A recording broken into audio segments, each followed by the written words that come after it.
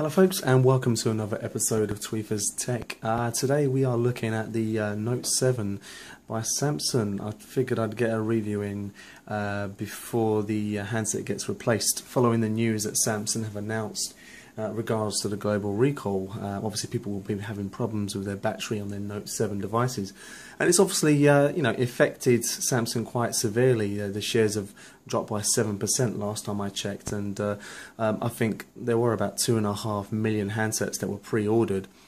They've obviously put handsets on hold for now. They're not selling anything, and they're dealing with the pre-ordered handsets like myself.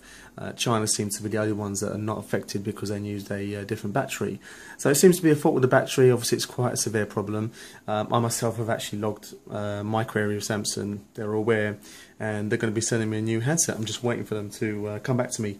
Hopefully it will get resolved quickly, and we can use our phones as safe as possible. In the meantime, the symptoms I have had with my phone, I've been charging it with the new micro USB Type-C charging plug, and I have noticed my phone is getting very hot, a lot hotter than you'd expect to, so I have to be quite careful with my phone, and hopefully nothing will happen until I get a new replacement. But that's saying that, I've had the phone for about a week or so, and I figured I'd quickly go for some features and pros and cons of the phone, and try and give my honest opinion of the phone so far. You may have seen my previous videos that I've used all the Note devices except for the Note 5. Obviously that didn't come to the UK. While the Note 5 was not available in the UK, I decided to give the S7 Edge a go, and I really enjoyed using it. But I did find myself missing the S Pen, and specifically the size screen of the Note. So we've got ourselves a 5.7 inch screen again, and here we go, here it is. Obviously these things have just got better looking over the years. No more do we have the removable back. We've gone for a glass and a metal combination finish, which you do see quite familiar with the S7 Edge and the S7 displays. We've got a Quad HD Super AMOLED. Like I said, it's 5.7, but we've got curved screens on the front, and we've got curved screens on the back. So it's a combination of the Note 5 with the S7 Edge. The difference being with the curves on the front, they've actually made them a bit more discreet. So they're not as obvious. The bezel is pretty much non-existent. And it's overall a very good looking phone. It's very premium. The build quality is absolutely superb compared to previous models, and I think this is in terms of build quality, this would definitely compete against the other Android devices and the Apple devices as well. Over here we've got the SIM drawer where the SD card slot goes up to, let's say, 256 expandable memory. It's 64 gig internal as standard. There is no other option. That is what you get.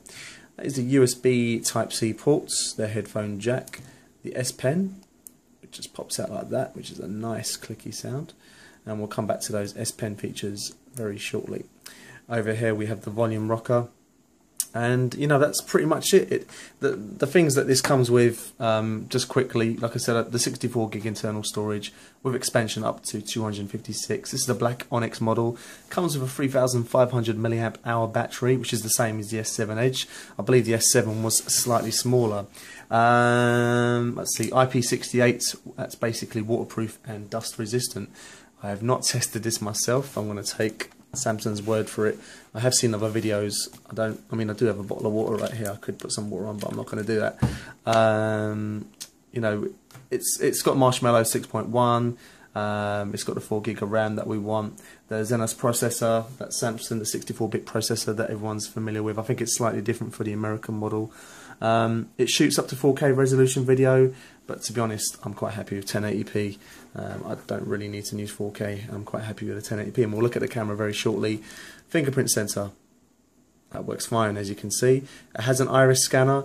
It does work. I set it up. I just don't find myself using it. I just prefer the fingerprint sensor, and that's just a preference, but there is nothing wrong with the iris scanner. It works absolutely fine. I've tried it in the daylight, I've tried it in low light, I've tried it in different office rooms, and all kinds of different kind of lighting, and I had no issue with it. But I just prefer the fingerprint sensor. So there's a couple of features that we'll go into detail very shortly, but I wanted to look at the S Pen just briefly. One of the cool things that you can do with this now, it's got like an always on display, which I'll touch on in a minute, but I think the S Pen always on display is just slightly different. You can actually make a note when the phone is on standby, like so. that's quite nice because then we can save that note if you want to make a quick urgent note, and you can save it with the rest of the notes, or you can just delete that like so. Let's put that back in. Okay, so this is pretty much what it looks like stock when you get it. To be honest, I prefer a different theme, and I'll show you how to do that. You go onto here, wallpapers and themes, and I choose this one. It's called SD Black. This was free, and I actually prefer using this one because it comes with a black contrast in the background, and I find the darker contrast you have on your handsets and the wallpaper, it actually affects your battery quite dramatically. You do save a lot of battery because of that, and I just think it looks a bit more cleaner. You know, the original one was quite nice. It had a white drop-down menu. Now we've gone for a darker one with blue shading. You know, it's just a preference really. But if you are keen about saving battery, I would advise you to download a theme like this one. Even when you go into the messages, you can see it's like a nice black background. It just looks nice, I think. So looking at the packaging, we've gone for the black sleeve. I've taken some of the things out of here, taken out all the boring paperwork. Actually, I've just put them in here. It's all in there, all the necessary paperwork. Let's see what we have. Standard Samsung headphones, they're crap, always have been crap. I'm a keen Samsung user, but one thing I always bitch about is their headphones. I just can't be bothered with them anymore. This clip, I don't know what it does. It comes in all the phones. I never figured out what it actually does. If anyone does know, let me know. This is kind of like an OTG device. It basically hooks up any USB device to your phone, whether you want to transfer some data, whether you want to back up your phone to a new phone, or if you just want to play some video games with a control pad. This is what you'd use. It's just Samsung's official one. This also is quite vital to have. Bear in mind that we've adopted USB Type-C now on the new Galaxy devices. A lot of us are going to have micro USB charger ports, and that's going to cause a bit of predicament. But this is an adapter that allows you to turn your micro USB adapter into a USB type adapter. I'm not saying it gives you the fast charging capabilities that you do with this charger, but it just basically allows you to charge a USB phone with a micro USB port. So it's quite handy to have one of these around. Very vital indeed. Let's have a look at the charger. You know, you've seen one Samsung charger, you've seen them all. The only difference with this one is obviously it's micro USB free. It goes in either way as well. It doesn't have to go in one way. It's got fast charging capabilities. I think going back to the Note 3, that was the first time we had fast charging, and that was a USB free, and I really missed that. I thought that was slightly better than the last fast charging option we had on the previous Note devices, but this seems to be just as quick, so that's all good. So going back to the battery, obviously apart from the urgent pressing issue with batteries blowing up, let's focus on the battery in hand. It's the same battery as the S7 Edge, like I mentioned before. I mentioned in the S7 Edge review that the battery was good. Not great, just good. This is pretty much the same thing. I don't know whether this phone demands more of the battery, but I find myself turning this on at 7:30 in the morning. I'm quite an aggressive user. I'm a heavy user, and I go on until, let's say, 5:30, and the battery will be at 40%. I think that's pretty good, you know, considering I'm a heavy user. If you're a casual user, you will not have a problem. You won't have to charge this all the time, but I do still take a charger in with me to work if needed. But it's nice to know, you know, bear in mind I have Bluetooth on. I have this paired with the Gear S2 quite often, so you know, I don't take it out as often, but because it's a new phone, I'm using it more than I would have done originally. You know, this is checking social feeds, listening to music, browsing, downloading the occasional app, you know, things like that. But I'm on it quite often, you know, at least every other hour I'm doing something with it. So the battery is not too bad, apart from the blowing up aspect, and hopefully once it gets replaced, you know, it should continue to be a half decent battery. Before we go into the features, I just wanted to go through cases. I didn't download, I bought some cases. First one we've got is the Spigen. I believe this is the Slim Armor. You can see it's quite a slim design. It's got that rugged texture that we're used to with the Spigen cases, and you know, they're quite well established now. I was a bit reluctant with the carbon fibre. I thought it was a bit immature at first, but I kind of gambled and went with it, and I'm actually quite happy with it, to be honest, because this is my go to the gym case. It's probably the best grip and probably the best support out of all three that I've bought, and it fits very nicely. It's quite snug. Ports are all good. Everything comes out just fine, and there's no issues there. So that's the Spigen Slim Armor. I can post a link for that. You can have a look. What have we got next? We've got the Fusion smoky cleared case by Rinka. Rinka or Rinka? Rinka. I don't know how you pronounce it. Sorry if I apologise. I got that wrong. Anyway, this is kind of a smoky black see-through case. I had one similar on the S7 Edge. I like this because it complements the phone. It doesn't compromise too much of the style, and it's still, you still have good viewing angles of all the phone, and everything gets shown off really nicely. I like that. The whole see-through cases seems to be the trend at the moment with phones like this, and I guess it depends on what colour you're going for. If you've got this in the blue, I'm not sure the see-through cases really work, but it's just a taste. It's just a matter of taste really, what you prefer. Now this one is iBlazon, another name I don't know how to pronounce. Similar kind of thing. The only difference is it's got black edges on the outside. Very similar, and I can't decide between this or the Fusion case. They're both just as good as each other. They've both got that hard plasticky finish. Not as grippy as the Spigen, but when I'm going out and about in the evening, I think these are the two cases that I would prefer to use because it doesn't compromise the elegance and the premium feel of the phone. But they're all roughly about the same price. I post links for them, and I think the average price has been about £8 to £10 on Amazon. So those are the 3 cases. I'll take that off for now. And let's have a look at some of the features. Okay, so let's have a look at some of the features. You can see I've changed my launcher. I've gone back to the Z launcher by Nokia. I've just grown a bit tired over the multiple screens by Android, and I've just preferred this one. I did a review on it recently. Sorry, I'll talk to you later. And I've got the widget screen, and it's nice, clean interface. You can see my review on this, and I've done a video on it recently. But we'll look at some of the features anyway. And first one we'll look at is the S Pen. Let's have a look. We'll take this out. First thing you can do is create a note. Same kind of thing as the previous S Notes in the past. Just type what you want, and then you've got the rubber here. You can rub it out. You can change the color. You can do type in, text in. You can add an image. You click on image, click on that, and you can sort of do little notes kind of thing. That's the S Notes. What else do we have? Smart Select. Actually, let's come out of that briefly, and we'll go to okay, so let's say we want to Smart Select something. Click on VR headset, and I can basically share that text, whether it's an essay or a paragraph or an article. Maybe I want to share with a friend. You could just do a screenshot, to be honest. So I don't exactly know. This is more about extracting a particular segment out of a text, really. If you want someone to focus on a particular part, you can share that by clicking on here, and you can use your various apps to share. So that's something to do. So we'll come out of that. What else do we have? Screenwrite is pretty much just a screenshot, and then you can edit that screenshot. Translate, it is pretty much what it sounds like. Let's say, for instance, let's go somewhere to try. I'll go back to my Twitter profile. So let's go to headset, and it comes up. Oh, looks like it's spelled the same. How about the word also? So also is Ebenfalls in German, apparently. So is damn it, apparently. I didn't know that. That's quite cool.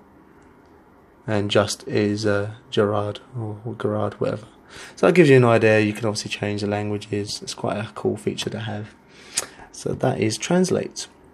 Magnify is pretty much what it sounds like. It is a magnifying glass. Maybe if you're a bit poorly sighted, this might help you. So that was all the features you get from the S Pen. View all notes is pretty straightforward. That's just going to have a list of all the notes that you've done. I won't bore you with that today. So let's have a look at some of the settings. They've got rid of the shortcuts at the top where you used to have all your favourite settings. Now everything's pretty much like this. Pretty simple, but it's decided to make a few changes. I'm not going to go for everything. If you've had an Android device before, you might find this quite familiar.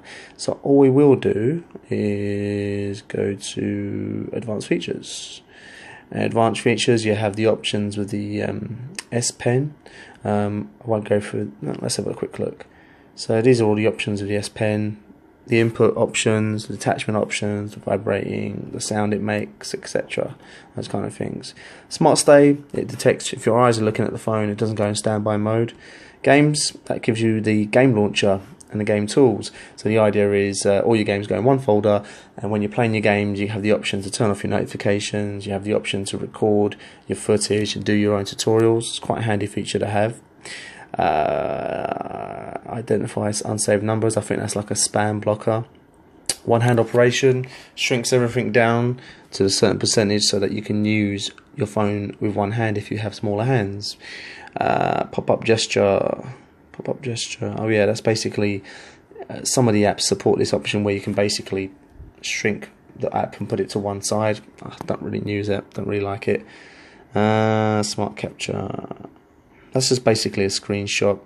You can do it with your palm, you can do it with your S Pen, and you can press the home button and the power button together, and it gives you the option to click more. I'll show you that in a minute because it's quite useful. Direct call, when you're looking at a contact, you turn it to your ear, it starts calling. These are all the stuff that have been around for a while. There's nothing really new here. I suppose the only thing we haven't really touched on is, where is it? Always on display. I mentioned it on my previous phone on the S7 Edge. Always on display is the idea that it uses a certain percentage of your battery to have information constant on your phone. So you can choose different layabouts of clocks. Let's have a look. So we'll keep it this one for now. We'll turn it on. So we put the phone on standby, and it should have a clock. There you go. Hopefully you can see that. So the idea is it gives you information without pressing the home button to, you know, check what the time is, etc. And you can change out the layouts, different clocks, different pictures, different backgrounds. It's quite cool. I don't really use it though. I do use the other option where you have a clock which comes on at a certain time at night, and it uses even a smaller amount of battery. The night clock, here we go. So I've put this on, so at 11 o'clock, basically I'll have an information on the Edge panel, and it will say what time it is and if there's any missed notifications, and then when 7 o'clock comes on in the morning, it will come back off. It will go back off, sorry. That's pretty much it on the settings. I did want to talk to you about that capture screen mode. So basically what you do is you hold on to the home button and the power button, and it makes a little screenshot, and it gives you the option to scroll. So then it will continue to scroll down, and you can keep scrolling down, keep scrolling down, keep scrolling down, and once you've done that, you click on the image that you've captured, and you can see it's quite a long screenshot. Quite handy for one of those conversations that you want to share with your mates about a girl that you're talking to or something. I'm not saying that's what I do, but you know, that's what I've heard people do. So that's pretty much all the features that I wanted to cover today. So just to finish up, we've had a look at the features, we've had a look at the hardware, and the only thing I did forget to talk to you about was the camera. And you just double tap this button, it gives you the camera feature. The interface is a lot more cleaner on this actually. If you want to do a selfie, you just swipe up like this, and you see me. Hello. If you want to go back to your normal camera, you just swipe down like that. If you swipe from the right, that gives you all the filters. You can come out of that. You swipe from the left, and that will give you the options. So it's a pretty straightforward camera to use, and I have been enjoying, using it. It's just a nice, easy camera to use, and it can shoot up to 4K resolution. I like what they've done in terms of cleaning the interface of the options as well. So a pretty good camera overall. I think I've pretty much covered everything I wanted on the phone. In a nutshell, with what's going on with the battery, I would advise you to wait until this has been resolved. They're going to start reselling the Note 7 anytime soon, and if you do miss using the phablet, I'd say hold off for a little bit, wait until the problem has been resolved. The S7 Edge is still an alternative phone I would consider. If you find this maybe a bit too big and you're not worried about the S Pen, the S7 Edge will suit you just fine. If not, I have enjoyed using this phone. The battery is just as good, the premium build quality is just as good. All the features you get from the camera, all the S Pen features, these are features that I find myself using, and if you're a heavy user, if you're a multitasker, I think you'd enjoy using this phone, and hopefully the battery will get resolved soon. And obviously it's a big problem and it needs to get dealt with as soon as possible, and hopefully it will do. But those are my thoughts on the phone so far. I'm going to carry on using it throughout my next contract until the next Note comes out, I suppose. But thanks for taking your time to watch my video. Stay tuned for the next episode of Tweefers Tech. Take care, guys. See ya.